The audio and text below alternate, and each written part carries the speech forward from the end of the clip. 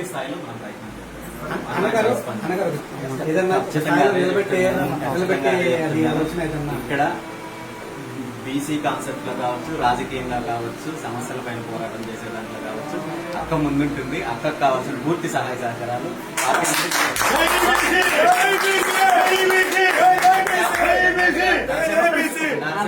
ఆశయం ఏదైతే ఉందో ఇక్కడ ప్రధానంగా బీసీ భవన్ ఖచ్చితంగా అన్న పేరుతోటే గుడివాడలో బీసీ భవన్ నిర్మించే కార్యక్రమం కూడా ఖచ్చితంగా జరిగింది.